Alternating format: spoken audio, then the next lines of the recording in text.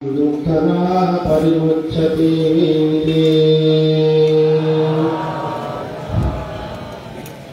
বিক্ষিপ্ত একাগ্রতাহীন চিত্তে ধর্মকে যথার্থ রূপে দর্শন করা সম্ভব নয় এবং ধর্ম উপলব্ধি না হলে বিমুক্তি লাভ করাও সম্ভব নয়।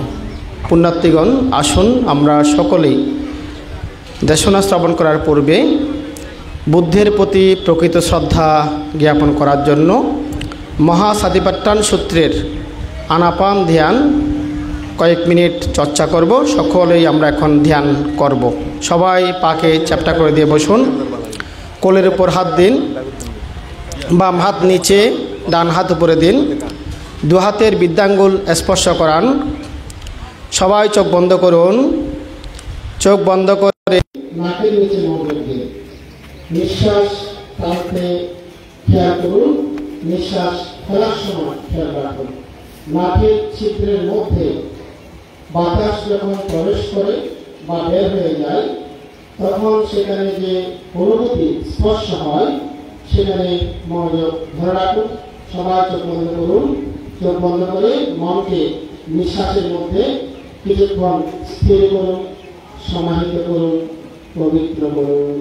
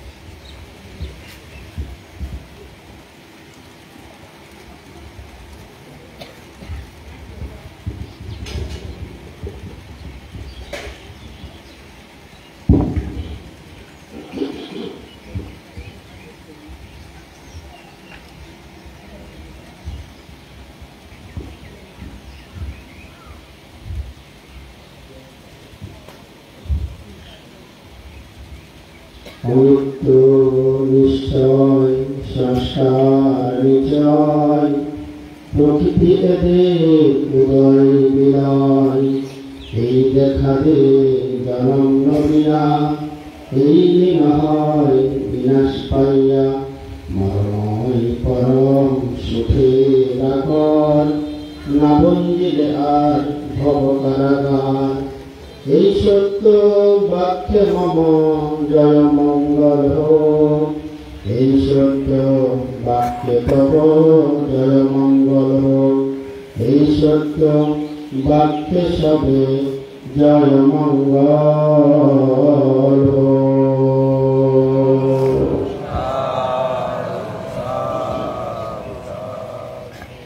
চট্টগ্রাম জেলার নীলেশ্বরী উপজেলার অন্তর্গত মায়ানী অমিতাভ বৌদ্ধ বিহারে 2568 বুদ্ধবর্ষের দানোত্তম শুভ কঠিন জীবন দান অনুষ্ঠান প্রথম পর্বে অষ্টপরিষ্কার সহ সঙ্গদান অনুষ্ঠানে দেশনা করার প্রারম্ভে আমি বুদ্ধের অনন্ত গুণ, ধর্মের অনন্ত গুণ, সঙ্গের অনন্ত গুণের প্রতি বন্দনা জ্ঞাপন করছি।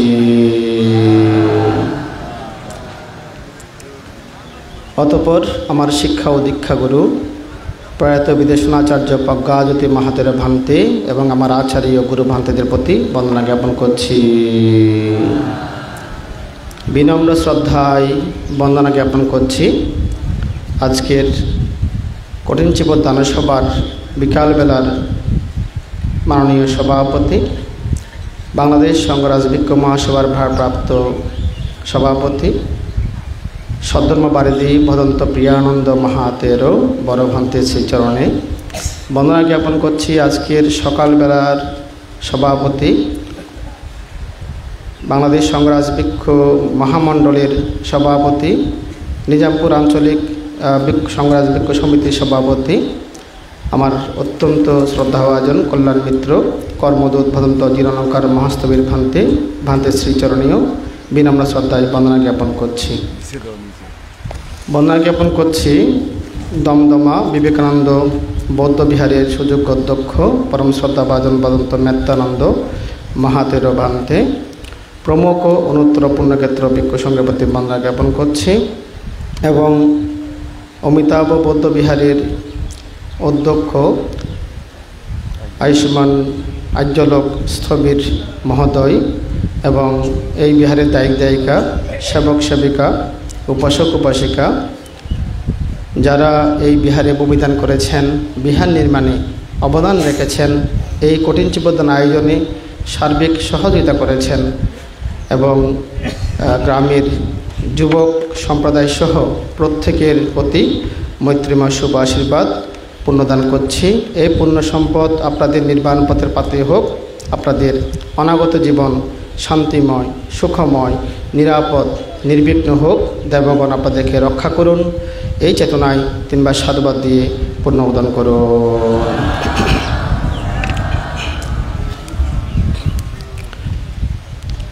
মাননীয় ভিক্ষু সংঘ, পুণ্যার্থী উপাসক উপাসিকাবৃন্দা, তো আমি এই দমদমা মায়ানী গ্রামে আমার ভিক্ষু জীবনে প্রথম এসেছিলাম 2005 সালে, যখন আমি রাঙামাটি বনবিহার থেকে প্রায় 25 কিলোমিটার গভীরে নানিয়াশ্বর সুন্দরপুর অরণ্য কুটিরে ধ্যান করতাম।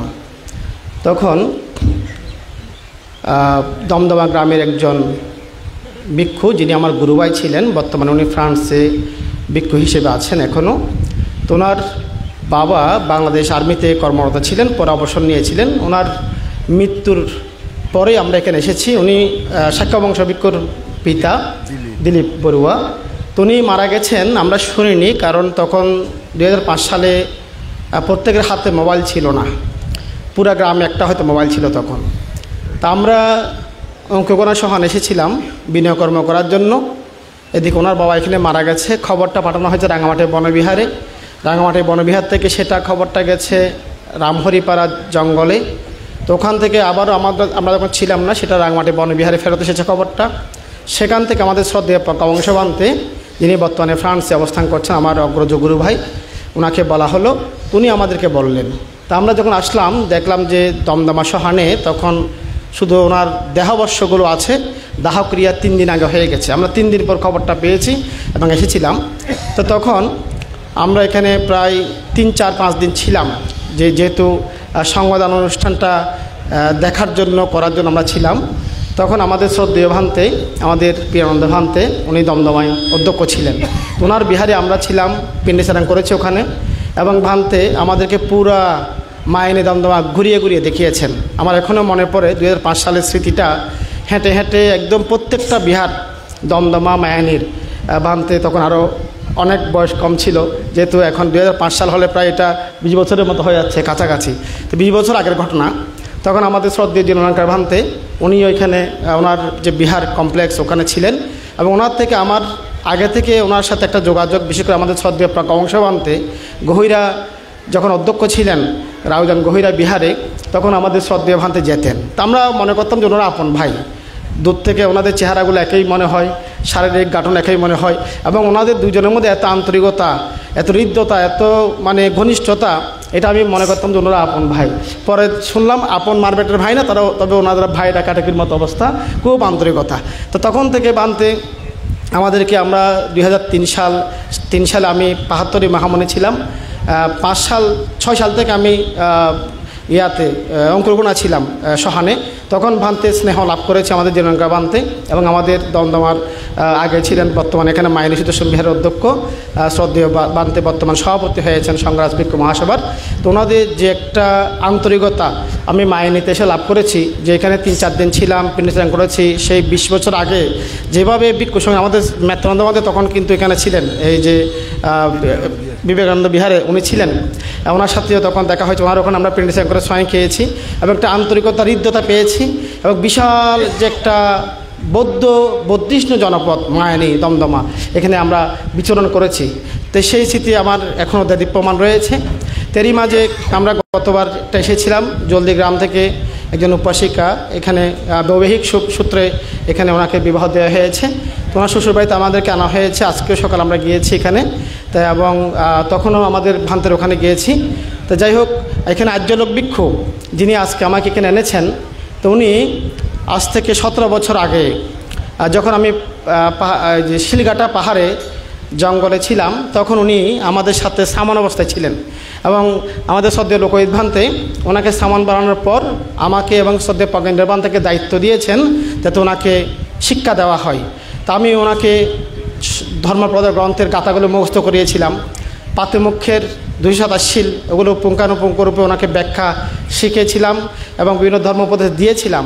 তো সেই প্রেক্ষাপটে উনি গুরু পূজা করার জন্য আমাকে আজকে এখানে ফাং করেছেন বা একটা সম্মান দিয়ে এনেছেন। বিশেষ করে ছড়ারকুল যেটা মহাসড়কে, ওখান থেকে যুবকেরা মোটরসাইকেল শোভাযাত্রা করে আমাদেরকে আগবাড়ি এনেছে, এবং এখানে গ্রামে প্রবেশ করার আগেই ছোট্ট একদম 3-4 বছরের শিশু থেকে শুরু করে একদম বৃদ্ধা পর্যন্ত অনেক উপাসক উপাসিকা ওনারা রেলি সহকারে সংঘকে যেভাবে ধর্মীয় জয়ধ্বনির মাধ্যমে এখানে বরণ করেছেন, এবং যুবকদের ব্যবস্থাপনায় গ্রামবাসীকে নিয়ে এখানে আমাদেরকে পিণ্ডচারণ দেওয়া হয়েছে, এই বিষয়গুলো দেখে আমি সত্যি মুগ্ধ হয়েছি, আনন্দিত হয়েছি। আমি আর্যলোক ভিক্ষুকে পুণ্যদান করছি, ওনার উত্তরোত্তর শ্রীবৃদ্ধি হোক, ওনার প্রজ্ঞা বিমণ্ডিত ধর্মময় জীবন লাভ হোক, যাতে উনি বুদ্ধ শাসনে থেকে সারা সদ্ধর্মের মঙ্গল সাধন করতে পারে, সেই জন্য ওনাকে আমি আশীর্বাদ পুণ্যদান করছি। তো পুণ্যার্থী উপাসক উপাসিকা বৃন্দা, তো আজকে আসলে রামু আমার একটা বিকালে প্রোগ্রাম আছে চিবদানের, এখানে 3টায় পৌঁছতে বলা হয়েছে, আমরা এখান থেকে 11টায় বেরিয়ে যাব। তো সেই জন্য আমি ভান্তেদেরকে বলেছি যে আমাকে যাতে প্রথমে দেওয়া হয়। ভান্তেরা আমাকে স্নেহ করেন বলে ওনারা প্রথমেই দিয়ে দিয়েছেন। এটা কিন্তু একটা ব্যতিক্রম ঘটনা, কোথাও প্রধান ধর্মদেশকে আগে দেওয়া হয় না। যেটা আমি মনে করি আমাদের ভান্তেদের একটা আদর স্নেহ যেটা আমরা পেয়েছি বা এখনও পাচ্ছি, এটা আমরা আমি গর্বিত মনে করি নিজেকে। এবং আমি আমাদের যিনি উদ্বোধক মহোদয়, উনি হয়তো এখন আর নেই, তা উনি একজন বাগ্মী বক্তা পণ্ডিত, আমাদের শ্রদ্ধেয় শাসন বংশ ভান্তে, ওনাকে বন্দনা জ্ঞাপন করছি। উনি আগে আমি জানতাম জোরারগঞ্জে মনে হয় ওখানে ছিলেন, এখানে আমি আজকে শুনেছি এখানে ভান্তে প্রতিষ্ঠান করেছেন, এখানে আছেন, বান থেকে আমি বন্দনা জ্ঞাপন করছি। তো পুণ্যার্থী উপাসক উপাসিকা বৃন্দা, যাই হোক, আমরা এখন ধর্মকথায় যাই। যেহেতু আজকে কঠিন চিবর দান একটা দান ও পুণ্যকর্ম, তে বিষয়ে আমরা কিছু শোনা উচিত, জানা উচিত। তো পুণ্যার্থী উপাসক উপাসিকাগণ, আপনারা যারা এখানে এসেছেন, আপনারা কেন এসেছেন যদি প্রশ্ন করা হয়? আপনারা কি এমনি এসেছেন নাকি কোনো স্বার্থ আছে? স্বার্থ আছে না নাই? আপনারা বলতে পারেন বানতে আরা স্বার্থ হন না, স্বার্থ আছে না, কিটা জিজ্ঞেস করতে আরা নিঃস্বার্থে সিরিয়ালে নাকি নয়? আপনারা সবাই কি নিঃস্বার্থে আসছেন, কিন্তু পরমাত্ম স্বার্থে আসছেন। স্বার্থ 2 প্রকার আছে, একটা পরমাত্ম স্বার্থ, একটা কি লৌকিক স্বার্থ, যেখানে লোভ অর্থ উপার্জনের ব্যাপার থাকে, সম্পত্তি অর্জনের ব্যাপার থাকে, ওটা হচ্ছে কি লৌকিক স্বার্থ। আর যেটা নির্বাণের পারমী সৃষ্টি হওয়া, শারীরিক মানুষ শান্তি পাওয়া, এটার জন্য যেটা আসা, এটাকে হচ্ছে পরমাত্ম স্বার্থ। আপনারা কিন্তু কেউ এমনি আসেন নাই, পরমাত্ম স্বার্থেই এসেছেন। এবং আপনাদেরকে এখানে কে এনেছে? আর্যলোক ভান্তে মাইক্রোফোনে বলছে চলে আসুন, এখানে কমিটির মানুষরা বলছে চলে আসুন, কিন্তু আপনারা তাদের কথা আসেন নাই, আপনারা আসছেন আপনাদের বিবেকের তাড়নায়, নাকি নয়? আপনাদের বিবেক, জ্ঞান, প্রজ্ঞা, শ্রদ্ধা আপনাদেরকে নিয়ে এসেছে। যদি আপনারা না আসছেন, জোর করে টেনে আনার সুযোগ নাই। তাহলে কে আনে আমাদেরকে? শ্রদ্ধায় এখানে কি নিয়ে এসেছে, প্রজ্ঞায় নিয়ে এসেছে, জ্ঞান নিয়ে এসেছে, জ্ঞান আমাদেরকে বসিয়ে রেখেছে। সুতরাং এই প্রজ্ঞা, শ্রদ্ধা, জ্ঞানগুলো আমাদের অন্তর ধারণ করতে হবে, এগুলো বর্ধন করতে হবে। তো পুণ্যার্থী বসিকাগণ, বুদ্ধ বলেছেন আমরা সবাই হচ্ছে কর্মের অধীন। আমরা অতীতে জন্মান্তরে যা কিছু করেছি সে কর্মফলগুলো ভোগ করছি, এবং আবার এখন যা কিছু করছি সেগুলো আমরা ভোগ করছি। এখানে বর্তমান জন্মের কর্মফলও আছে, অতীত জন্মান্তর আছে। তো সুতরাং আমাদের কী করতে হবে? বুদ্ধ বলেছেন সাব্বা পাপাস্য আকারানাং কুশলাস্য উপসম্পদা সচিত্তা পরিয়োদাপানাং এতাং বুদ্ধানুশাসনান্তে। বুদ্ধ বলেছেন সমস্ত পাপ না করা, কুশল কর্ম, পুণ্যকর্ম সম্পাদন করা, নিজের চিত্তকে, মনকে পবিত্র, সুন্দর করা, শুদ্ধ করা, এটাই বুদ্ধের অনুশাসন। এখানে বলা হয় বুদ্ধ কি জয়, বুদ্ধের শাসন কি জয়, এভাবে বলা হয়। আপনারা ব্যানারে লেখেন বুদ্ধ শাসনের জয় হোক। তো বুদ্ধ শাসনের জয় কখন হবে? যখন ভিক্ষুণী বা উপাসক উপাসিকা, দায়িক দায়িকা পাপ বর্জন করবে, পুণ্য অর্জন করবে, চিত্তকে শুদ্ধ করবে, তখনই প্রকৃত বুদ্ধ শাসনের জয় হয়ে থাকবে। তো সুতরাং আমাদের জয়ধ্বনির সাথে সাথে আমাদের নিজের মধ্যে পরিবর্তন আনতে হবে। তো পরিবর্তন আনার জন্য আমাদের শ্রদ্ধা লাগবে এবং জ্ঞান লাগবে। তো পুণ্যার্থীগণ, এখানে দান আজকে হচ্ছে। এই দান করার ক্ষেত্রে আপনারা অনেকেই অজুহাত দেখান। এখানে দেখান কিনা জানি না, বিভিন্ন জায়গায় দেখায়। আচ্ছা, আপনাদের হাত কয়টা আছে? আপনাদের হাত কয়টা দেখেন তো একটু। কয়টা হাত আছে? 2টা হাত। মানুষের এমনি কয়টা হাত থাকে? কিছু মানুষের 3টা হাত থাকে। কয়টা হাত থাকে? 3টা। আর কিছু মানুষের 2টা। 3টা হাত কি? বাম হাত, ডান হাত, একটা হচ্ছে কি অজুহাত। একটা হচ্ছে কি অজুহাত, মানে কিছু কাজ করতে বললে আমার দুর্বল লাগছে, পারবো না। দান করতে বললে আমার টাকা নাই, পারবো না।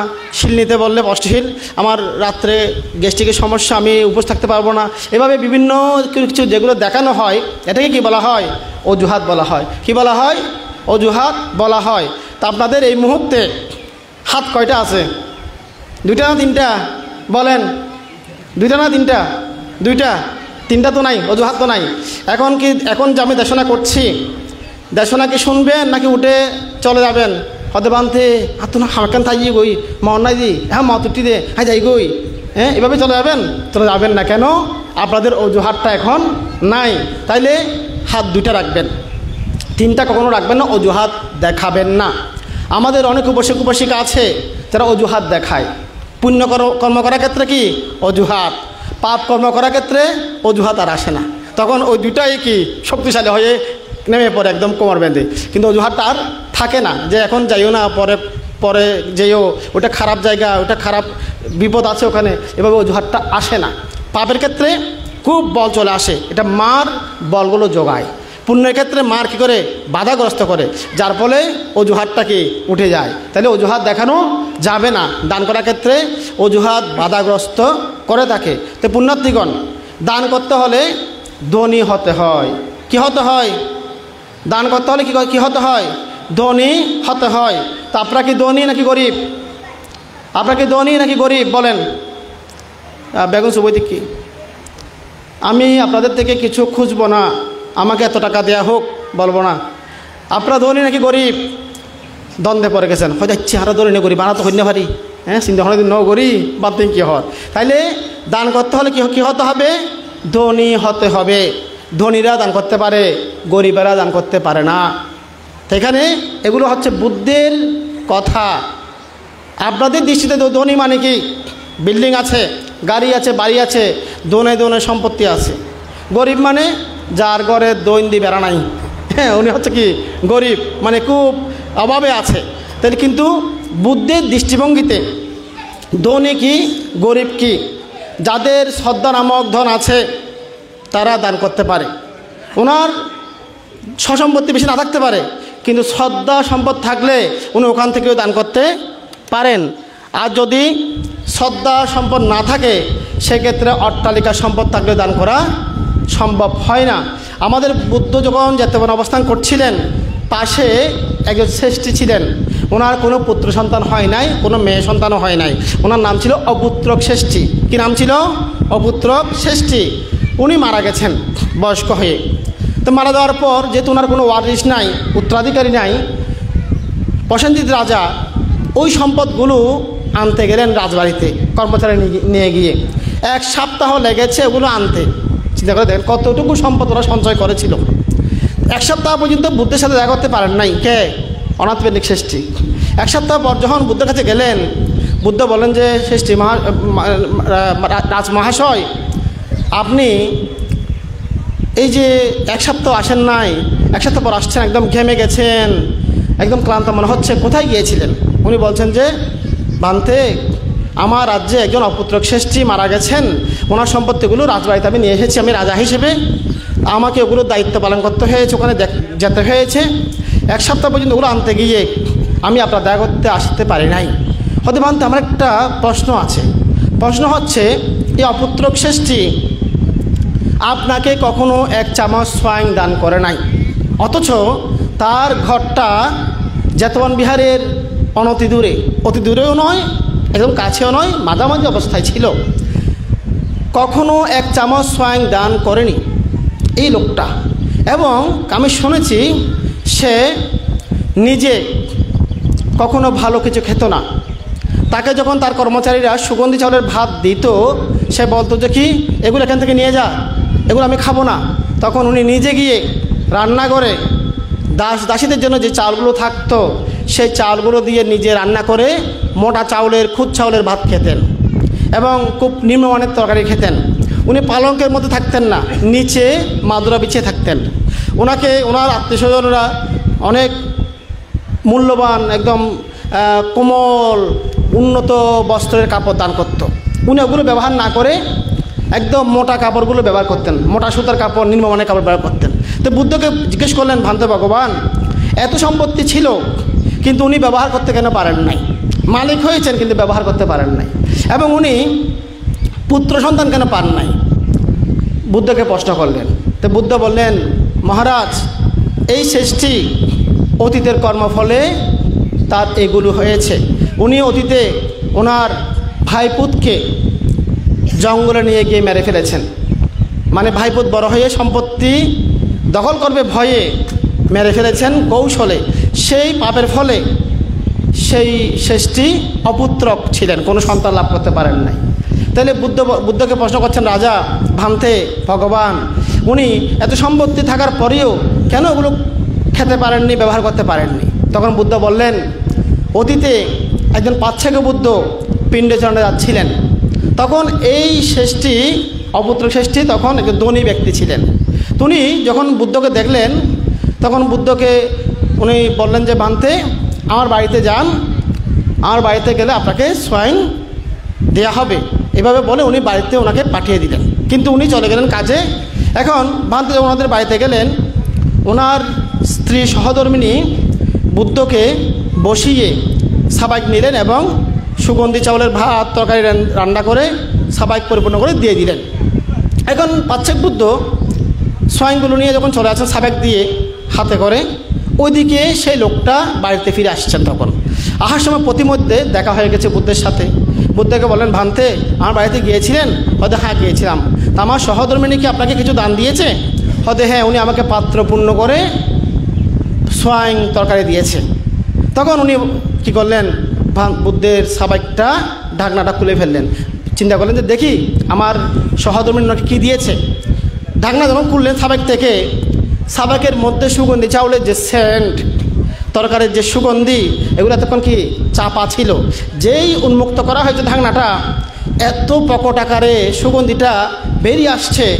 উনি এটা পাওয়ার পর ওনার মনের মধ্যে একটা বিতর্ক আসছে, খারাপ বিতর্ক আসছে। কি ওনার চেতনায় চলে আসছে যে এই বুদ্ধ তো কোনো কাজ করে না, উনি জঙ্গলে গিয়ে ঘুমাবে, বসে থাকবে। এই সুগন্ধি খাদ্যভোজ্য আমার দাস কর্মচারীরা খেলে অন্তপক্ষে আমার পরিবারের জন্য কিছু কাজ করতো, উপকারে আসতো। কিন্তু এই বুদ্ধকে যে এই সুগন্ধি খাবারগুলো দেওয়া হলো, এগুলো তো আমার কোনো উপকার আসবে না। হ্যাঁ, এগুলো তো মানে কি উনি আমার কোনো পারিবারিক উপকার করবে না, উনি তো গিয়ে খেয়ে ঘুমাবেন হয়তো। এভাবে উনি অসন্তুষ্ট হলেন। দান করার জন্য প্রথমে কি স্ত্রীকে বলেছেন যে বুদ্ধকে পাঠাচ্ছি, তুমি দান দিও, বলেছেন দান দেওয়ার জন্য। পরবর্তীতে দান দিয়েছেন, দেওয়ার পর অনুমোদন করতে পারেন নাই, অসন্তুষ্ট হয়ে গেছেন, রাগান্বিত হয়ে গেছেন। উনি কী করলেন, বুদ্ধ থেকে স্বয়ং কেড়ে নেন নাই, ঢাকনাটা দিয়ে বুদ্ধকে দিয়ে দিলেন। কিন্তু মনে মনে অনুশোচনা করছেন, কেন দান করলাম, না করলে ভালো হতো। এই অনুশোচনার ফলে, দান অনুমোদন না করার ফলে উনি জন্মজন্মান্তরে সম্পত্তি লাভ করেন, কিন্তু সেই সম্পত্তি ব্যবহার করতে পারেন না। ব্যবহার করেছেন কে? ওনার সহধর্মিণী, ওনার পুত্রকন্যা, মানে পাড়া প্রতিবেশী ব্যবহার করে, কিন্তু উনি ব্যবহার করতে পারেন না। উনি অপুত্রক হয়েছেন, ওদিকে অপূর্ণতা, এদিকে পরিপূর্ণ সম্পত্তি আছে, কিন্তু ব্যবহার করতে পারছেন না, কারণ উনি অনুমোদন করেন নাই। তাহলে শ্রদ্ধা ছিল না বলে বুদ্ধের নিকটে জন্মগ্রহণ করে, বুদ্ধের নিকটে ওনার বাড়ি ছিল, কিন্তু উনি দান করতে পারেন নাই। আর যাদের শ্রদ্ধা ছিল তারা অনেক দূর থেকে গিয়ে বুদ্ধকে দান ধর্ম করেছেন। তাহলে দান ধর্ম করতে হলে, পুণ্য করতে হলে কি লাগবে? শ্রদ্ধা লাগবে। গরিব হন, ধনী হন, বড় কথা নয়, শ্রদ্ধা কিন্তু লাগবে। শ্রদ্ধা না থাকলে কিন্তু এটা কখনো সম্ভব নয়। এই যে আমাদের বর্ষাবাস অতিবাহিত হয়েছে, বর্ষাবার্ষিক স্নান বস্ত্র দান আপনারা করেছেন। ওয়াদরার সময় প্রত্যেকটা বিহারে কী করা হয়? বর্ষাবার্ষিক স্নান বস্ত্র দান করা হয়। অতীতে শ্রীলঙ্কার মধ্যে একজন উপাসিকা, উনি বৃদ্ধ উপাসিক, কোনো একটা মেয়ে ছিল, বিবাহ উপযোগ্য একটা মেয়ে ছিল, তারা মা মেয়ে দুজনের সংসার। এখন সেই বৃদ্ধার স্বামী নেই, কোনো পুত্র নেই, কিছু নেই, উনি কীভাবে চলবেন? উনি জঙ্গল থেকে কাঠ কেটে এনে সেগুলো বাজারে বিক্রি করে উনি জীবিকা নির্বাহ করতেন। সময়ে ভাত খান, সময়ে না খান, সময়ে আদাপের, সময়ে অনাহারে, এভাবে ওনার জীবন চলে। এখন উনি একদিন দেখলেন ওনাদের এলাকায় পাহাড়ের মধ্যে একটা বিহার আছে, সেখানে অনেক ভান্তেরা বর্ষাবাস যাপন করেন। তো সেখানে প্রতি বছর মানুষেরা ওনাদেরকে বর্ষাবাস ধরার জন্য যে চিবর, বর্ষাবাসী স্নানবস্ত্র দান করে থাকেন। ওটা দেখে উনি চিন্তা করলেন, সেই বৃদ্ধা, আমি একটি চিবর দান করব, বর্ষাবাসী স্নানবস্ত্র দান করব। এটা চিন্তা করে টাকা জমানো শুরু করলেন। কিভাবে শুরু করলেন? নিজে ভাত অর্ধেক খেয়ে আর অর্ধেক চাউল জমায় রাখেন, ওগুলো বিক্রি করে টাকা কিছু পান। এভাবে অল্প অল্প জমাতে জমাতে 3 বছর সময় লেগেছে। কয় বছর? 3 বছর সময় লেগেছে ওনার টাকা জমাতে। তো 3 বছর পরে কিছু টাকা যখন হলো, বর্ষাবাস কিছুদিন পর ধরবে, তো সেই সময় উনি কী করলেন, একটা দোকানে গেলেন। দোকানে গিয়ে, চিবরের দোকানে গিয়ে বললেন, আমাকে একটা চিবর দেন, আমি চিবর দান করব। তো দোকানদার কী করলেন, ওনাকে দোয়াজিক, যেটা কাঁধের চিবর, আমরা যেটা কাঁধে রাখি দোয়াজিক, এটা ডাবল, 2টা গায়ের চিবরকে সেলানো হয়, যেমন এটা অনেক দাম পড়ে। তখন দোকানদার বলছে, এটা নাও দোয়াজিকটা, এটার দাম কত? এত টাকা। বলে, আমার তো অত টাকা নাই, আমি এটা নিতে পারবো না, একটা কম দামের দেখান। গায়ের চিবর দেখানো হলো, তাও ওনার সঞ্চিত টাকা দিয়ে কেনানো সম্ভব হচ্ছে না, টাকা কম। উনি বললেন, আমাকে আরও কম দেখান। তখন বলল, আপনি যেটা পরনের কাপড়, যেটা অন্তর্বাস বা পরনের কাপড় বলা হয়, ওটা দান করেন। তো ওটার মধ্যে উন্নতটা দেওয়া হলো। এখন উনি টাকা হিসেব করে দেখছেন সেই পরিমাণ টাকা ওনার নাই। উনি বললেন, আমাকে একদম সস্তাটা দেখান। তখন দোকানদার একদম যেটা মোটা সুতার, রং এত টেকসই না, সুন্দর না, মসৃণ না, সেরকম একদম নিম্নমানের একটি পরনের কাপড় ওনাকে দিলেন, ওনার টাকার পরিমাণে ওনাকে দিলেন। উনাটা নিয়ে পাহাড়ে গেলেন। পাহাড়ে গিয়ে বরবান থেকে বললেন, ওখানে 7 জন ভান্তে ছিল। বরবান থেকে বলছেন যে, ভান্তে, আমি এই চিবরটা বর্ষাবার্ষিক স্নান বস্ত্র হিসেবে দান করার জন্য এখানে এসেছি। এটা কিনতে আমার 3 বছর সময় লেগেছে, কারণ আমি কাঠ বিক্রি করে খাই, সময় উপোস থাকতে হয়, এবং অল্প অল্প করে জমাতে জমাতে 3 বছরের কষ্টের টাকা দিয়ে আমি এটা কিনেছি। আমার কাপড়টা নিম্নমানের হতে পারে, এটা সস্তা হতে পারে, কিন্তু আমার অন্তরের শ্রদ্ধা দিয়ে আমি এটা কিনেছি। সুতরাং ভান্তে, এটা আপনারা ব্যবহার করলে আমি খুশি হব, আমার জীবন সার্থক হবে যদি আপনারা ব্যবহার করেন। এটা পান থেকে দান করে উনি চলে গেলেন। তো ভান্তে চিন্তা করলেন, 3 বছর একজন বৃদ্ধ উপাসিকা না খেয়ে, আধা পেট খেয়ে, এভাবে জমিয়ে জমিয়ে এটা কিনেছেন। উনি ওনার মাথার ঘাম পায়ে ফেলে জঙ্গল থেকে কাঠ কিনে বিক্রি করে সে টাকা দিয়ে কিনেছেন, সুতরাং এটাকে আমার সদ্ব্যবহার করতে হবে। বান্তে কী করলেন, সেই চিবরটা অধিষ্ঠান করলেন, বড় বান্তাটা অধিষ্ঠান করে উনি চিন্তা করলেন আমি এই চিবর পরে এমনভাবে ধ্যান করব যাতে আমি মার্গফল লাভ করতে পারি, যাতে উপশিকার এই দান সার্থক হয়। উনি সেই চিবর পরিধান করে পিণ্ডেচারণ থেকে এসে উনি ধ্যান শুরু করলেন। চংক্রমণ করতেন, সময়ে বসে ধ্যান করতেন, হেঁটে হেঁটে ধ্যান করতেন, শুয়ে শুয়ে ধ্যান করতেন। চারি ইজ্জাপথে যে বিদর্শন ভাবনা, সেই বিদর্শন ভাবনা করতে করতে কিছুদিনের মধ্যে সেই বান্তে চারি মার্গ চারি ফল অরহত্ব লাভ করলেন। অরহত্ব মার্গফল লাভ করার পর সেই বড় বান্তে চিন্তা করলেন আমি এতদিন মার্গফল লাভ করতে পারি নাই, এই বিদ্যার চিবর পড়ার পর আমার মনে সংবেগ এসেছে, আবেগ এসেছে, আমার মনে একটা উৎসাহ উদ্দীপনা এসেছে। সুতরাং এই চিবর আমার উপকারী, আমি আমার দ্বিতীয় ভান থেকে এই চিবর প্রদান করব। সেখানে যিনি ওয়ার দিক দিয়ে দ্বিতীয় ছিলেন ওনাকে চিবরটা দিয়ে বললেন বন্ধু এই চিবরটা মূল্যবান চিবর, এটা পরে আমি মার্গফল লাভ করেছি, তুমি এটা পরে তুমি ধ্যান চর্চা করো, তুমিও যাতে মার্গফল লাভ করতে পারো। উনি তখন দ্বিতীয় ভান্তে ওটা পরে ধ্যান করা শুরু করলেন। কিছুদিনের মধ্যে উনিও চারি মার্গ চারি ফল লাভ করলেন। এভাবেই দ্বিতীয় বান তৃতীয় বান থেকে দিলেন, তৃতীয় বান চতুর্থ বান থেকে, চতুর্থ বান থেকে পঞ্চম বান থেকে, পঞ্চম ষষ্ঠ জনকে, ষষ্ঠ জন সপ্তম জনকে দিলেন। ওনারা বর্ষবাসের মধ্যে প্রত্যেক ভান্তেই সেই চিবরটি ব্যবহার করে মার্গফল লাভ করলেন। এখন বর্ষাবাস 3 মাস শেষ হয়ে গেল। এই চিবর ব্যবহার করতে করতে বান্তরা ধ্যান করতে করতে 3 মাস শেষ। চিবরটা শেষ পর্যায়ে গিয়ে এমন হয়েছে এটা রং একদম চলে গেছে, চিবরটা ছিঁড়ে যাচ্ছে, সেলাই করলে একদিকে ছিঁড়ে যায়, আবার সেলাই করলে ওদিকে ছিঁড়ে যায়, এইভাবে অবস্থা, মানে আর ব্যবহার করার কোনো উপযুক্ততা নাই।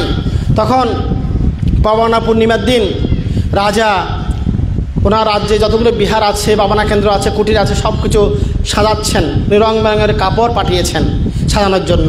তো সেবকরা দায়করা সেটা সাজাচ্ছে। এদিকে বড় বান্তে ছোটো বান্তরা বড় বান্তরা মিলে বসলেন যে আমরা কাপড়টা কী করতে পারি, এটা তো ছিঁড়ে গেছে, ব্যবহার হচ্ছে না। তখন বড় বান্তে বললেন এটাকে ফেলে দিও না, এই একটি কাপড় আমাদের 7 জন ভান্তের দুঃখ মুক্তি নির্বাণ লাভের একটা সহযোগী হিসেবে কাজ করেছে, সহায়তা করেছে, সুতরাং এটাকে আমরা ধ্বজা হিসেবে উত্তোলন করব। ওনারা এটাকে কী করলেন, ধ্বজা বানিয়ে লম্বা বাঁশ দিয়ে উত্তোলন করে দিলেন। এখন রাজা বিকেলবেলা আসছেন নগর প্রদক্ষিণ করার জন্য। উনি দেখলেন বিহারের মধ্যে রং বেরঙের সুন্দর সুন্দর কাপড় আছে, একটা ছেঁড়া ধ্বজা বাতাসে দুলছে। উনি দেখে মনক্ষুণ্ণ হলেন যে আমি এত বড় রাজা, এত সম্পদ, আমার বিহারে এরকম ছেঁড়া কাপড় দিয়ে ধ্বজা দেওয়া হয়, এটা তো শোভনীয় নয়। উনি মনক্ষুণ্ণ হয়ে বিহারে গিয়ে বড়বান থেকে বলেন ভান্তে আমি একটা দুঃখ পেয়েছি। কেন? বান্তে আমি কাপড় পাঠিয়েছিলাম রং বেরঙের সাজানোর জন্য, সাজানো হয়েছে ঠিক আছে, কিন্তু মাঝখানে ছেঁড়া কাপড়টা কেন দেওয়া হয়েছে? এটা তো ছিঁড়ে গেছে, কাপড়টা সুন্দর নেই, রং জ্বলে গেছে।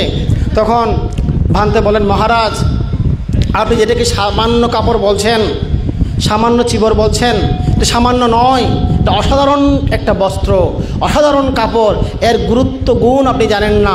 তখন উনি বললেন ভান্তে এর গুরুত্ব কি, এমন কি রহস্য আছে যে এই ছেঁড়া কাপড়কে ধরা দিতে হয়? তখন ভান্তে ওনার কাছে ব্যাখ্যা করলেন সেই উপশিকার দিন মজুরের পরিশ্রমের কথা, সেই উপশিকার 3 বৎসরের অনাহার অনিদ্রায় থেকে টাকা জমিয়ে যে কাপড় কেনার সেই কাহিনী বর্ণনা করলেন, এবং সেই কাপড় ব্যবহার করে ভান্তরা যে ওনাদের প্রব্রজ্জা কর্ম সমাপ্ত করেছেন, ধ্যানকর্ম সমাপ্ত করেছেন, ওনারা ধ্যানে উন্নীত হয়েছেন, সেটা রাজাকে ওনারা বুঝালেন। তখন রাজা শোনার পর উনি পুলকিত হলেন। উনি চিন্তা করলেন আমার রাজ্যে এমন শ্রদ্ধাবতী বসিকা আছেন যার কাপড় পরে ভান্তরা মার্গফল লাভ করেছেন, এমন শ্রদ্ধাবতী বসিকা আছেন যিনি না খেয়ে টাকা জমিয়ে কাপড় দান করেছেন। উনি চিন্তা করে আমি ধন্য, আমার রাজ্যে এরকম একজন উপাসিকা আছেন, কিন্তু আমি এরকম শ্রদ্ধা করে দান করতে পারি নাই, আমার রাজ প্রদত্ত দান গ্রহণ করে ওনারা মার্গফল লাভ করতে পারে নাই, কিন্তু সেই দুস্থ নিঃস্ব অসহায় বৃদ্ধা মহিলার দানকৃত চিবর পরিধান করে তারা মার্গফল লাভ করার ক্ষেত্রে উৎসাহ বোধ করেছে, উদ্দীপনা লাভ করেছে, আবেগ সংক্ষেপ লাভ করেছে। তখন উনি ভ্রান্তের কাছ থেকে সেই মহিলার ঠিকানা নিলেন এবং রাজকর্মচারীদেরকে পাঠালেন, তোমরা গিয়ে সেই মা মেয়েকে নিয়ে আসো, রাজবাড়িতে নিয়ে আসো। এখন তারা তো জানে না কী জন্য আনতে বলেছে। তারা গিয়ে বলছে যে বিদ্যাকে, এই বিদ্যা বের হয়ে এসো, তোমাকে রাজা নিয়ে যেতে বলেছে, আমরা তোমাকে ধরে নিয়ে যাব। তখন বিদ্যা বলল, তোমরা আমাকে নিয়ে যাও ঠিক আছে, কিন্তু আমার বিবাহ উপযুক্ত মহিলা মেয়েটাকে নিয়ে যেও না, সে বিবাহ উপযুক্ত হয়েছে, তাকে নিয়ে যেও না তোমরা। হয়তো না, রাজ আজ্ঞা করেছে, নিয়ে যেতে বলেছে, নিয়ে যাব। তারা তো রাজা বলেছে তোমরা এমনি নিয়ে আসো, ওরা মনে করছে কি অপরাধ করেছে মনে হয়, ধরে নিয়ে আসতে বলেছে। এখন তাদের দুজনকে বকা দেওয়া করতে করতে একদম নিয়ে আসা হলো। নিয়ে আসার পর রাজা বকা দিলেন, তোমরা এমন করে কেন আনলে? ওদেরকে তো আমি সম্মান দিয়ে আনার চেষ্টা, আমার ইচ্ছা ছিল। যাই হোক, ওদেরকে সুগন্ধি জল দিয়ে স্নান করাও।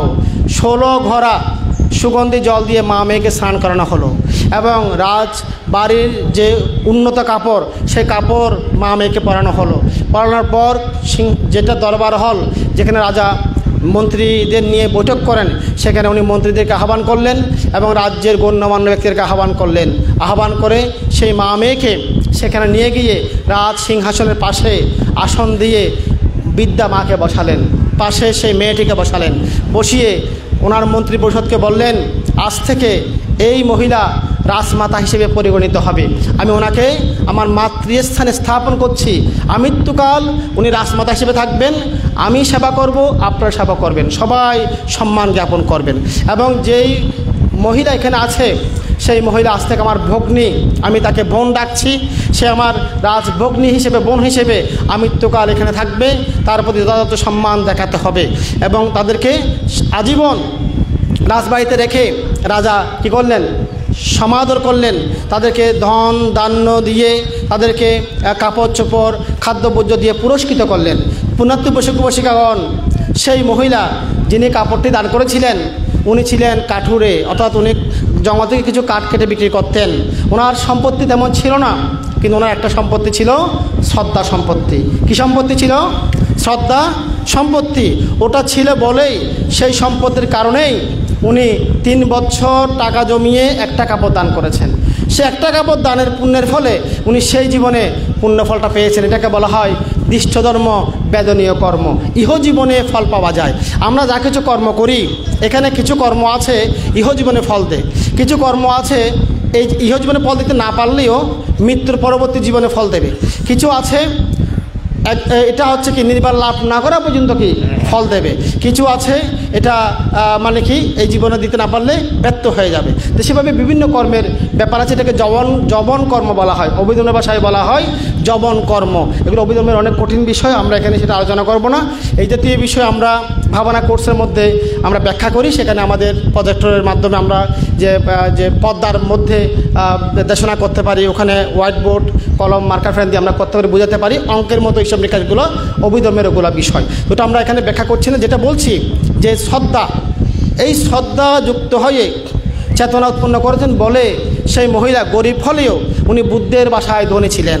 ধনী ছিলেন বলেই উনি দান করতে পেরেছেন এবং ওনার দানটা ভিক্ষুসংঘের ক্ষেত্রে একটা সহায়তা করেছে। আসলে পুণ্যার্থীগণ, ভিক্ষুসংঘ দায়িকারা যদি শ্রদ্ধা সম্পন্ন হন, আন্তরিক হন, আমাদের ভ্রান্তিদের শিল্প পালন করতে সহায়ক হয়। কি হয়? সহায়ক হয়। আমরা যখন আমাদেরকে বিভিন্ন বয়স্ক লোকেরা প্রণাম করে বন্দনা করে, আমাদের গায়ের লোমগুলো দাঁড়িয়ে যায়। আমার জীবনে অনেক ঘটনা ঘটেছে। 100 বছরের অধিক বয়স বৃদ্ধ উপাসক, ওনার কপাল আমার পায়ের মধ্যে লাগে, যখন বন্দনা করছেন আমার লোমগুলো দাঁড়িয়ে গেছে। কীরকম একটা ফিলিংস হচ্ছে। আমি চিন্তা করছি আমি কী করছি, উনি এত বৃদ্ধ, আমার দাদুর বয়সী, আমাকে এভাবে মানে কপালে যে পায়ে কপাল থেকে বন্দনা করছেন। আমি কি শিল্প ভালোভাবে পালন করছি? আমি কি ধ্যান করছি? আমি কি তীব্র চর্চা করছি? আমি কি নিজেকে সংযত করছি? এভাবে আত্মজিজ্ঞাসা উৎপন্ন হয়। সেজন্য দায়িকাদের কী হতে হয়? শ্রদ্ধা সম্পন্ন হতে হয়। দায়িকাদের শ্রদ্ধার উপর অনেক কিছু নির্ভর করে। বুদ্ধ সায়ন সদ্ধর্মের উন্নতির ক্ষেত্রে, ভিক্ষু সংঘের শ্রীবৃদ্ধির ক্ষেত্রে দায়িকাদের শ্রদ্ধার কোনো বিকল্প নেই। সেজন্য আপনাদেরকে শ্রদ্ধাবান, শ্রদ্ধাবতী হতে হবে। পুণ্যার্থীগণ, আরেকটি কাহিনী বলি। অতীতে একটা পাহাড়ের উপরে একজন ভিক্ষু থাকতেন। উনি পিণ্ডে চান করে খেতেন এবং উনি একটা পাহাড়ের উপরে ছোট্ট একটা কুটিরে থাকতেন। পাহাড়টা অনেক উঁচু, নিচে হচ্ছে গ্রাম। তখন ওনাকে ঘুরে ঘুরে আসতে হয়। তখন একদিন উনি পিণ্ডচরণে মানে আসবেন কিছুক্ষণ পর। তো সেখানে পাহাড়ের নিচে একটা ফ্যামিলি ছিল, একটা পরিবার, তাও কি এক মা এক মেয়ে তাদের পরিবারটা। এখন মা মেয়েকে বলছে যে কি ভান্তে পিণ্ডচরণ আসবে কিছুক্ষণ পরে, তুমি ভান্তের জন্য সুগন্ধি চাউলের ভাত রান্না করবে, ভালো তরকারি রান্না করবে, ভান থেকে সুন্দর করে পরিবেশন করবে। তখন মেয়ে জিজ্ঞেস করলো, মা তুমি কি খাবে? তখন মা বলল, আমি জঙ্গল থেকে যখন দুপুরে আসব আমাকে খুদ চাউলের ভাত রান্না করে দিলে হবে, আর আমাকে একটু কাঁজি রান্না করে দিলে হবে, বা শাক দিয়ে রান্না করে দিলে হবে। তখন সেই ভিক্ষুটা ভান্তেটা পাহাড়ের উপরে উনি দাঁড়িয়ে আওয়াজটা শুনে ফেলেছেন। ওনার চিৎকার করে বলছিলেন, মা মেয়ে দূর থেকে শুনে ফেলেছেন। শোনার পর উনি চিন্তা করলেন, আমি এখন আর পিণ্ডচরণে যাব না। তখন উনি নিজেকে চিন্তা করলেন যে এই মা এই মেয়ে আমার নিজের মাও নয়, নিজের বোনও নয়, আমার সাথে রক্তের কোনো সম্পর্ক নেই, কিন্তু এই মা মেয়ে তারা নিজে না খেয়ে ভালো না খেয়ে আমাকে ভালো দিচ্ছে, আমার জন্য ভালো রান্না করছে, তো সুতরাং আমাকে ধ্যান করতে হবে।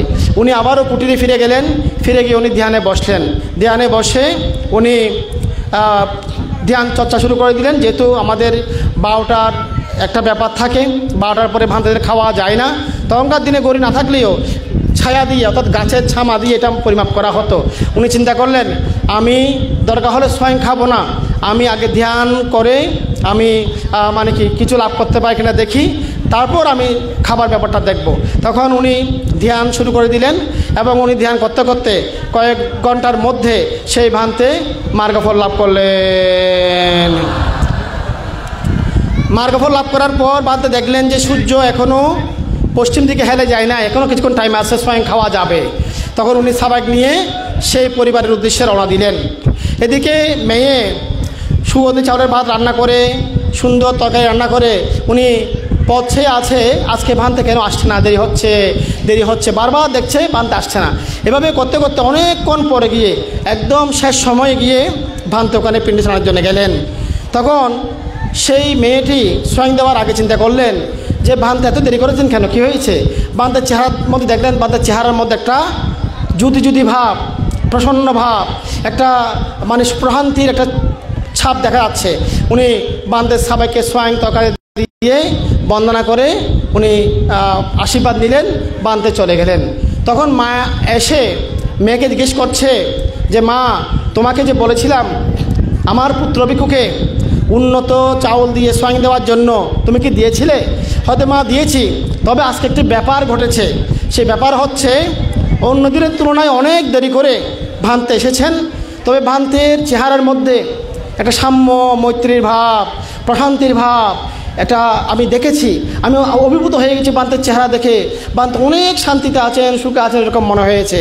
তখন উপাসিকা বললেন, নিশ্চয় আমার পুত্র ভিক্ষু হয়তো ধর্মে স্থিত হয়েছেন, অবিরমিত হয়েছেন, যার ফলে আমার পুত্র ভিক্ষুর চেহারার মধ্যে সেই শান্তির প্রতিচ্ছবি দেখা গিয়েছে। তো পুণ্যার্থীগণ দেখুন, দানদাস, দানসহায়, দানপতি, তিনটা কথা আছে।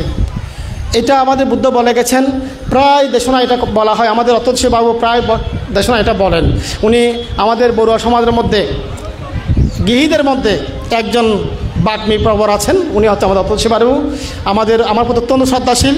উনি আমার প্রথম গ্রন্থ, যেটা আমি শিলঘাটা কুটিরে থাকা অবস্থায় লিখেছিলাম, সংযুক্ত নিকায় সরায়তম চতুর্থ খণ্ড ত্রিপিটকের মূল খণ্ড, উনি সেই গ্রন্থের ভূমিকা লিখেছেন। এবং শ্রদ্ধেয় লোকহিত ভান্তে সহ ওনারা শিলঘাটা 2 বছর আমার থাকার ক্ষেত্রে এবং অনুবাদের ক্ষেত্রে যথেষ্ট সহযোগিতা এবং ওনারা আমাকে করেছেন। তো আমাদের উপাসক বিভিন্ন জায়গাতে শোনা করেন, আমি শুনি, অনলাইনেও শুনি, আগে তো অফলাইনে শোনা হতো প্রায়। ওনারা প্রায় বলেন দান দাস, তারপর হচ্ছে কি দানসহায়, দানপতি, 3 প্রকারভেদ আছে। দানদাস হচ্ছে কি যারা যা ভোগ করে ব্যবহার করে তার থেকে কি একদম বলতে আমি এটা বলছি না যে যারা লক্ষ লক্ষ টাকা দান করে। বিশেষ করে আমাদের সমাজে একটা প্রচলন আছে, দানপতি বলতে যারা লক্ষ লক্ষ টাকা বিভিন্ন বিহারে দান করে তাদেরকে দানপতি বলা হয়। এটা বর্তমান অবকাঠামোর প্রেক্ষিতে এটা বলা হচ্ছে বা প্রয়োজন আছে। এর সাথে সাথে আপনাদের সবাইকে দানপতি হতে হবে। কিভাবে? আপনারা অন্তরের শ্রদ্ধা দিয়ে উৎকৃষ্ট দানটা করবেন। এই যে আজকে আমাদেরকে এখানে সয়েন দেওয়া হয়েছে, আমাদেরকে আপনারা এখানে ফুল দিয়েছেন, এই যে পুষ্প দিয়ে পূজা করেছেন, আমাদেরকে অ্যানকার্ড দিয়েছেন। অ্যানকার্ডের দাম কত? 1000 টাকা মনে করেন। একটা ফুলের দাম কত? 500 টাকা। কিন্তু আপনারা আমাদেরকে 500 টাকার ফুল দেন নাই। 500 টাকা ফুলের সাথে 5 লক্ষ কোটি টাকার বেশি দামের শ্রদ্ধা যোগ হয়েছে এখানে। যখন আপনি আপনার জন্য ফুলটা কিনেন, এটা একটা দাম। যখন আপনি কোনো ভিক্ষু সঙ্গের জন্য ফুল কিনেন, কোনো চাউল কিনেন, কোনো দাঁড়িয়ে বস্তু কিনেন, তখন সেখানে মার্কেট রেটের দামের সাথে একটা বিষয় অদৃশ্যভাবে যোগ হয়ে যায়। সেটা হচ্ছে কি? অন্তরের আন্তরিকতা, শ্রদ্ধা, গারবতা, এই বিষয়গুলো যোগ হয়ে যায়। এগুলোকে কখনো টাকা দিয়ে কেনা সম্ভব না, মূল্যায়ন করা সম্ভব না। তো সেজন্য দানটা কখনো ছোট হতে পারে না, যদি আপনার চেতনাটা মহৎ হয়। সেজন্য আপনাদেরকে বলবো, আপনারা আপনাদের চেতনাকে কী করবেন? মহৎ করবেন, শক্তিশালী করবেন, শ্রদ্ধাপূর্ণ করবেন। তাহলেই কি ভান্তারা উৎসাহ পাবে। আপনারা যখন বিহারের ভান্তাদেরকে শ্রদ্ধা জ্ঞাপন করবেন, সম্মান জ্ঞাপন করবেন, তাদের মধ্যে একটা আত্মজিজ্ঞাসা আসবে। এখানে অনেক উপাসক উপাসিকা মন্তব্য করে, কিছু দায়ী করে মন্তব্য করে, হয়তো বান্তরা তো ধ্যান করে না, অনেকে মন্তব্য করে। আমি বর্তমানে আমাদের তো মোবাইল আছে, অ্যান্ড্রয়েড সেট আছে, গাড়িতে বসে আমি টিভিটা পড়ি। আমি এখন চিন্তা করি, আগে মাঝে মাঝে খবর দেখতাম, নিউজ, টোটালি এখন কোনো পত্রিকা আমি পড়ি না, কারণ সব সময় মারামারি কাটাকাটি, একদম মন খারাপ হয়ে যায়, টোটালি পড়ি না। তা আমি কী করি, যতক্ষণ গাড়িতে যাওয়া আসা করি টিভিটা পড়ি, কুটিরে থাকলে পড়ি, কারণ আমাকে যদি দেখা দিতে হয় পড়তে হয়। এবং এটা আমি অনেকবার পড়েছি, কিন্তু মনে তো থাকে না সবসময়, বারবার পড়তে হয়। কালকেও পড়লাম অঙ্গুত্র নিকায়ের মধ্যে ভগবান বুদ্ধ বলেছেন, হে ভিক্ষুগণ, এক তুরিতক্ষণ কাকে বলা হয়? দুইটা আঙ্গুলের এরকম করলে এটাকে বলা হয় এক তুরিতক্ষণ। দুইটা আঙ্গুলের সংঘর্ষের সময় যে শব্দ উৎপন্ন হয়, এটাকে বলা হয় তুরিতক্ষণ। এই সময় মানে 1 সেকেন্ডেরও কম সময়, এই ক্ষুদ্র সময়ে যদি কোনো ভিক্ষু মৈত্রী ভাবনা করে, সেই ভিক্ষুকে বলা যাবে যে সে জ্ঞানী ভিক্ষু। সেই ভিক্ষু রাষ্ট্রপিণ্ড অর্থাৎ শ্রদ্ধা প্রদত্ত যে স্বয়ং খায়, সেটার অপচয় করে না, সেটার সদ্ব্যবহারই করে থাকে। আর যদি বেশি ধ্যান করে, সেটার কথাই বা কি? বুদ্ধ বেলাম সূত্রের মধ্যে বলেছেন, বুদ্ধ প্রমুখ ভিক্ষু সংঘকে দান করার চেয়েও বেশি পুণ্য হচ্ছে আগত অনাগত ভিক্ষু সংঘের উদ্দেশ্যে যদি কোনো কুটির বা বিহার দান করা হয়। ন্যূনতম 4 হাতের কুটির হলেও হবে। এর থেকে বেশি দান পুণ্য হচ্ছে কি? তিসরণ গ্রহণ করা। বুদ্ধাং শরণাং গাচ্ছামি, ধাম্মাং শরণাং গাচ্ছামি, সাঙ্গাং শরণাং গাচ্ছামি। তবে এর কথা আছে, এই তিসরণ বুদ্ধের সময়কালে কীভাবে গ্রহণ করতেন? বুদ্ধের কাছে গিয়ে বলতেন, হে বান্তে ভগবান, আমি আমৃত্যুকালের জন্য মরণ অবধি আপনার শরণ গ্রহণ করছি, আপনার প্রচারিত ধর্মের শরণ গ্রহণ করছি, আপনার প্রতিষ্ঠিত সঙ্গের শরণ গ্রহণ করছি। এভাবে ওনারা শরণ নিতেন, মরণ এটা রেখে দিতেন। সেরকম হলে সেই তিসরণের পুণ্যটা কুটির দানের, বিহার দানের পুণ্য থেকেও শ্রেষ্ঠ। কিন্তু বর্তমানে আমাদের উপাসক উপাসিকাদের যে তিসরণ, এটা হচ্ছে সময়ে মাথার উপর থাকে, সময়ে কাঁধের উপর চলে আসে। মানে তিসরণ নিয়েছে, আবার এদিকে দেবদেবীর ওখানে গিয়ে পূজা করতেছে, বিভিন্ন জায়গায় গিয়ে মাথা নত করতেছে। তীরত্ন ছাড়া অন্য কোথাও যদি আপনি মাথা নত করেন, অন্য দেবদেবীর পূজা করেন, তাহলে সেক্ষেত্রে আপনার তিসরণ থাকবে না, সেক্ষেত্রে আপনার পুণ্যফল প্রত্যাশা করতে পারবেন না। তাহলে তিসরণ পুণ্য আরও বেশি। তার থেকে বেশি পুণ্য হচ্ছে যদি পঞ্চশীল কেউ গ্রহণ করে এটাকে ভঙ্গ না করে পালন করতে পারে। তার থেকে বেশি পুণ্য হচ্ছে অষ্টশীল পালনের পুণ্য, তার থেকে বেশি হচ্ছে 10 শীল পালনের পুণ্য, তার থেকে বেশি হচ্ছে 227 শীল পালনের পুণ্য, এর থেকে বেশি হচ্ছে 1 গ্রাম পরিমাণ মৈত্রী ভাবনা, অর্থাৎ একটা নিঃশ্বাস টানতে যে সময়টুকু, অতটুকু পরিমাণ মৈত্রী ভাবনা করলে তার থেকে বেশি পুণ্য বলতে বলছেন। এক তুরিতক্ষণ, অর্থাৎ এভাবে তুরিত মারতে যে সময়টা লাগে, ওই সময়টুকু যদি কেউ অনিত্য ভাবনা করে, বিদর্শন ভাবনা করে, নামরূপ পঞ্চস্কন্ধকে জ্ঞান উৎপন্ন করে অনিত্য চেতনায় দেখে, তাহলে সেই পুণ্যটা এই সব পুণ্য থেকে শ্রেষ্ঠ। এবং অনিত্য ভাবনার উপরে, বিদর্শন ভাবনার উপর আর কোনো পুণ্য নাই। এটাই সর্বোৎকৃষ্ট পুণ্য বুদ্ধ দেখিয়েছেন। পুণ্যার্থী উপাসক উপাসিকা বৃন্দা, বর্তমানে একটা কথা বলে আমি শেষ করে দেবো আমার দেশনা। সেটা হচ্ছে, আমাদের এখন ক্রান্তিকাল চলছে, ভিক্ষু সংঘের সংকট চলছে। আমাদের অত্যাশীবাবুদের অনেক সৌভাগ্য, ওনারা বড়বান্তাদের দেখা পেয়েছেন, অনেক বড়বান্তাদের। আমরা জ্ঞানশের বান্তে দেখা পাই নাই, আমাদের বড়বান্তরা পেয়েছেন, ওনারা বয়স্ক, ওনারা পেয়েছেন জ্ঞানশের বান্তে, বংশদ্বীপ বান্তে, অবদৃশ্য বান্তেদের, সান্দ্রকৃত বান্তে যে মহাপুরুষরা ছিলেন ওনাদের সাক্ষাৎ পেয়েছেন। আমরা যারা পরবর্তী জেনারেশন, আমরা অত বড়বান্তাদের পাই নাই, তবে আমাদের আশীর্বাদ হচ্ছে আমাদের বড়বান্তরা কয়েকজন এখনও বেঁচে আছেন, আমাদের আশীর্বাদ দিয়ে যাচ্ছেন। কিন্তু যেটা বাস্তবতা, বর্তমানে আমাদের বড়ুয়াদের ফ্যামিলি হচ্ছে কি ছোট ফ্যামিলি, 2 সন্তান 1 সন্তান, যার ফলে কোনো দম্পতি, কোনো পরিবার এখন সন্তান স্থায়ীভাবে দান করছে না। এখানে আমাদের মেত্তান্দাবান্তে 20 বছর আগে দেখেছি ওনাকে, এখনও উনি আছেন যে ওরকম, মানে বড় ইয়াং যারা কিছু আসছে আবার চলে যাচ্ছে, স্থায়ী কেউ হচ্ছে না। তাইলে এই যে সংকট, আমাদের বড় বান্তরা মারা গেলে নতুন বান্তরা যদি আমাদের না আসে, এই বিহারগুলো কে রক্ষা করবে, কে এগুলো রক্ষণাবেক্ষণ করবে? এটা একটা বিশাল চিন্তার বিষয়। তাহলে এখন যারা আছে, মাঝ বয়সী যারা আছে বা উঠতি বয়সী যারা আছে, অনেক ভিক্ষুরা কাপড় ছেড়ে ফেলছে। কেন ছেড়ে ফেলে? কিছু দায়িকা আছে ভিক্ষুদের পেছনে লেগে আছে, দায়করা বেশি করে। কিছু ব্যক্তি আছে ওদেরকে দায়কে বলা উচিত না, মানে বান্তেদের সমালোচনা করবে, নানা কিছু দুর্নাম করবে। বান্তেরা কী করে, এক সময় ওনাদের ব্যালেন্স হারিয়ে ফেলে, ওনারা কাপড় ছেড়ে ফেলে। তাইলে মিলিন্দ প্রশ্নে বলা হয়েছে একজন দায়ক সুশীল হলেও, শীলবান হলেও, একজন ভিক্ষু যদি দুঃশীল হয়, একজন দুঃশীল বানতে একজন শীলবান দায়ক থেকে অনেক গুণে শ্রেষ্ঠ। হ্যাঁ, দুঃশীল বলতে কীরকম? একজন বান্তেদের ছোটো ছোটো অনেক শিল আছে, ওগুলো ভেঙে যায়। বুদ্ধ জানতেন ওগুলো ভাঙবে, সেজন্য বুদ্ধ আপত্তি দেশনাটা দিয়েছেন, কারণ বুদ্ধ জানেন এগুলো ভেঙে যায়। ছোটোখাটো অনেক বিনয় আছে, ওগুলো ভেঙে যায়, তো ওগুলোর জন্য বুদ্ধ আবার মানে পরিশুদ্ধ হওয়ার সিস্টেমটা বুদ্ধ দিয়েছেন। তাইলে তাই বলে ভান্তেদেরকে অশ্রদ্ধা করা যাবে না।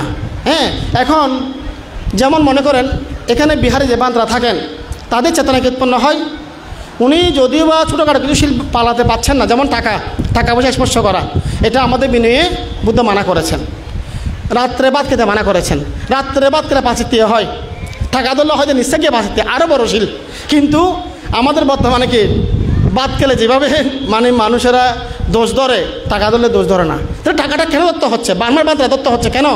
বর্তমান যুগ প্রেক্ষিতে এটা ধরে না ধরে পাচ্ছে না। তবে বুদ্ধ সময়কালে স্বর্ণরৌপ্যকে বুদ্ধ ডিরেক্টলি উল্লেখ করেছেন।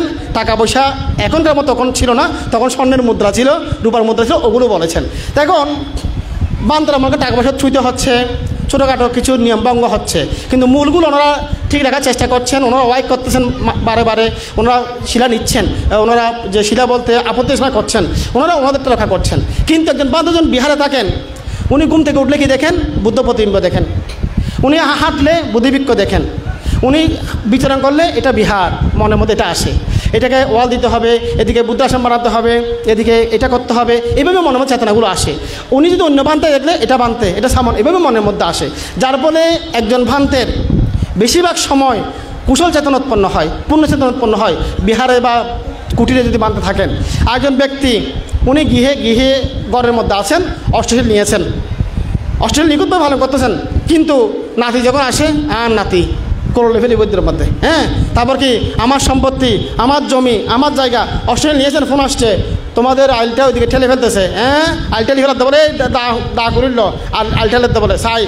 তাহলে ওনার কি মনের মধ্যে কিনে চলে আসতেছে। তাহলে একজন গৃহী শীলবান হলেও ওনার মনের মধ্যে পুত্র স্নেহ, কন্যা স্নেহ, স্ত্রীর প্রতি অনুরাগ, টাকা পয়সা, সম্পত্তির প্রতি অনুরাগ চলে আসে।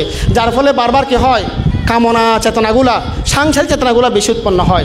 একজন ভান্তে উনি যদি একদম নিখুঁত শীলবান না হলেও ওনার কিন্তু বাহ্যিক আলম্বনের কারণে ওনার অনেক পুণ্যচেতনা উৎপন্ন হয়ে থাকে। সেজন্য মিলিন্দ প্রশ্নে বলা হয়েছে শীলবান দায়ক থেকে দুঃশীল ভিক্ষু অনেক গুণে শ্রেষ্ঠ।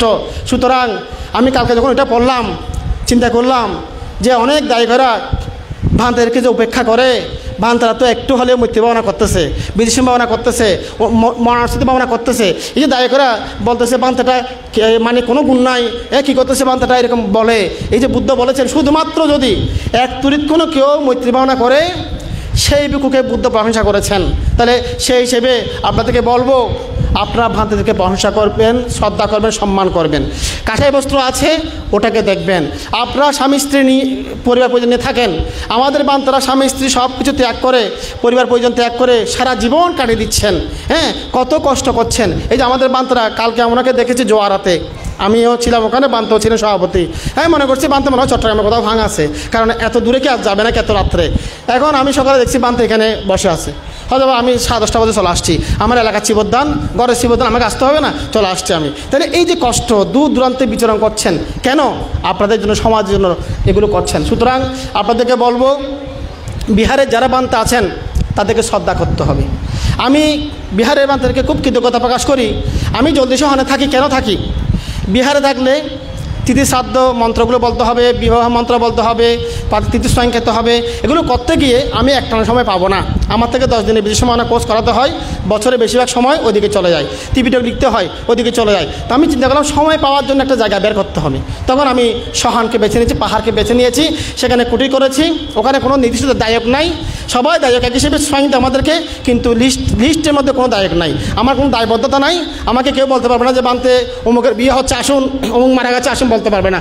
আমি গেলে যাব, না গেলে নাই। তাহলে আমি সময়টা পাচ্ছি, কেন পাচ্ছি? আমাদের বান্তরা বিহার পাহারা দিচ্ছেন, রক্ষা করছেন বলে আমরা পাচ্ছি। রাঙামাটি যখন ছিলাম, বনবিহার থেকে 25 কিলোমিটার গভীরে ছিলাম, ওখানে এত গভীরে চলে গেছি কেন? নিরিবিলি থাকার জন্য। ওখানে দায়িকারা গিয়ে বলতেছে বান্তে আমাদের বিহারে একটু আসতে হবে। আমি কেন? হয়তো বান্তে ওয়াজ করবে কালকে আষাঢ়ে পূর্ণিমা, আপনাদেরকে সিলাই দিতে হবে। কেন সিলাই দেবো? বান্তে কোথায়? হয়তো বান্তে নাই, আমাদের বিহারে বান্তে নাই, মানে দুর্গম এলাকা, বান্তে নাই। তা আমরা কুটির থেকে এসে ওনাদেরকে সিলাই দিতাম। 3 মাস বর্ষাবাসগুলো আমাদের খাওয়া দিতে হতো। তাহলে আমাদের বান্তারা এটা করছেন বলেই আমরা সময়টা পাচ্ছি। আমি মনে করি আমার যে 9টি ত্রিপিটকের গ্রন্থ অনুবাদ করার ক্ষেত্রে, এর ক্ষেত্রে প্রচ্ছন্নভাবে বান্তাদের অবদান আছে। বান্তারা আমাকে সময় দিয়েছেন বলে আমি পেরেছি, ধ্যান কোচ চালাতে পারছি, বিভিন্ন কার্যক্রম করতে পারছি। তো সুতরাং আমি বান্তাদেরকে কৃতজ্ঞতা প্রকাশ করছি এবং আপনাদেরকে বলবো, আপনারা এই ক্রান্তিকালে গোলাপ ফুলের গোলাপ দেখেন, কাটা দেখবেন না। আমাদের বান্তেরা কেউ অরহত না, এখানে আমি অরহত না, এখানে কেউ অরহত আমার জানা মতো নাই। সুতরাং অরহত যখন আমরা কেউ হয় নাই, একটু 19 থাকতে পারে, কিন্তু ওটা হচ্ছে গোলাপের কাটার মতো, ওটা দেখার দরকার নাই। গোলাপের সুন্দর দিকটা দেখেন। আমাদেরকে আপনারা ফুল দিয়ে বরণ করেন, আমরা কখনো কি বলি গোলাপ ফুলের মধ্যে কাটা কেন দিয়েছেন, কাটা ফুটেছি? বলি না। আমি নিজে কয়েকবার ফুটেছি, চিফ ইন্ডিয়ানে গেছি, গোলাপ ফুল একটা দিয়েছে, কাটা ঢুকে গেছে আঙুলের মধ্যে, কিন্তু আমি বলি নাই যে কাটা কেন দিয়েছেন। আমি চিন্তা করলাম ওনারা আমাকে গোলাপ দিয়েছেন, গোলাপের সাথে কাটা থাকবে, এটা প্রাকৃতিক নিয়ম। তদ্রূপ অরহত না হওয়া পর্যন্ত কুটিনাকি সমস্যা থাকতে পারে। একমাত্র নিখুঁত হচ্ছেন ভগবান বুদ্ধ। বুদ্ধ ছাড়া পৃথিবীতে কোনো নিখুঁত নাই। 100% নিখুঁত হচ্ছে ভগবান বুদ্ধ। অরহত বান্ধবদের মানসিকভাবে কোনো নিখুঁত নাই, কিন্তু শারীরিকভাবে অরহত বান্ধবের মধ্যে কালো ছিলেন, ফর্সা ছিলেন, লম্বা ছিলেন, একটু ব্যাটে ছিলেন, বিভিন্ন ছিলেন, ওগুলো থাকবে। তাহলে আর আমরা যারা বর্তমান যুগের প্রেক্ষিতে সাধারণ বান্ধবরা আছি, আমাদের 19 থাকতে পারে। সুতরাং আপনারা এগুলো নিয়ে টানাটানি না করে আমাদের গুণটাকে দেখেন। আপনাদের মধ্যে যারা আছেন আপনাদের গুণটাকে দেখেন, কারো দুর্নাম করবেন না, শুধু গুণগুলো বলবেন, অগুণগুলো বলার দরকার নাই। না দেখার ভান করে থাকেন। চোখ থাকতে অন্ধের মতো, বনমান্তের ওখানে আছে, চোখের মধ্যে হাত দেওয়া মূর্তি আছে, কানের মধ্যে হাত দেওয়া, মুখের মধ্যে হাত দেওয়া। চোখ থাকতে অন্ধের মতো, কান থাকতে বধিরের মতো, মুখ থাকতে বোবার মতো থাকতে হবে, তাইলে শান্তি পাবেন। তো পুণ্যার্থীগণ, আমার সময় শেষ, যেহেতু আমি রওনা দেবো, আমি আর দীর্ঘায়িত করবো না। তো আপনাদেরকে বলবো, আপনারা কায় সংযম করুন, বাক্য সংযম করুন, মনসংযম করুন এবং দান প্রতি হওয়ার চেষ্টা করুন। সবাই শ্রদ্ধা ধনে ধনী হয়ে দান করলে অবশ্যই আপনাদের ইহজীবনে আপনারা পারিবারিকভাবে অর্থনৈতিকভাবে ধনী হবেন, আপনাদের উন্নতি বৃদ্ধি দেখা দেবে। যারা দান করে তারা অবশ্যই দানের ফলটা পেয়ে থাকে। আজকে কঠিন জীবন দানে আপনারা সকালবেলাও দান করছেন, বিকেলেও দান করবেন, এই দান সার্থক হোক। এই দান পুণ্যের ফলে নাগেদস্থবিদ যেমন একটা জীবন দান করে 30 কল্প দুর্গতি ভ্রমণ করেন নাই, আপনারাও যাতে দুর্গতি ভ্রমণ না করেন, আপনারা যাতে দেবা ব্রহ্মলোকে জন্ম নিয়ে অন্তিমে নিবার লাভ করতে পারেন এবং মানবকুলে জন্ম নিলে শ্রেষ্ঠ হতে পারেন, সকলের প্রিয় হতে পারেন, সেই আশীর্বাদ জ্ঞাপন করে আপনাদের যাতে চারিহত্য জ্ঞান, অর্থাৎ দুঃখ কি, দুঃখের কারণ তৃষ্ণা যাতে ক্ষয় হয়, দুঃখের নিরোধ যাতে লাভ হয়, দুঃখ নিদের উপায় আর্যষ্টের মার্গ যাতে আপনাদের অনুশীলিত হয়, সম্যক দৃষ্টি, সম্যক সংকল্প, সম্যক বাক্য, সম্যক কর্ম, সম্যক জীবিকা, সম্যক প্রচেষ্টা, সম্যক স্মৃতি, সম্যক সমাধি যাতে অনুশীলিত হয়, সেই আশীর্বাদ ব্যক্ত করে সঙ্গের যিনি সভাপতি বড়বান্তে এবং আমাদের বিকেলবেলা সকালবেলা বিকেলবেলা দুই বেলারও সভাপতি বড়বান্তে সহ সকল সঙ্গের প্রতি বন্দনা জ্ঞাপন করে আমাদের মুখ্য আলোচক অত্যশী বড়ুয়া মহোদয় সহ সকল পুণ্যার্থীগণের প্রতি পুণ্যদান করে আমার নাতিদিগত আমরা শুনে সমাপ্ত করলাম। এতক্ষণ পর্যন্ত ধর্মদান করলেন বাসখালী উত্তরবঙ্গী বকালের সঙ্গে আন্তর্জাতিক পরিচালক অনন্ত জ্ঞানপ্রিয় মহান্তের মহোদয়, মান্তের প্রতি কৃতজ্ঞতা ও বন্দনা জানাচ্ছি। এ পর্যায়ে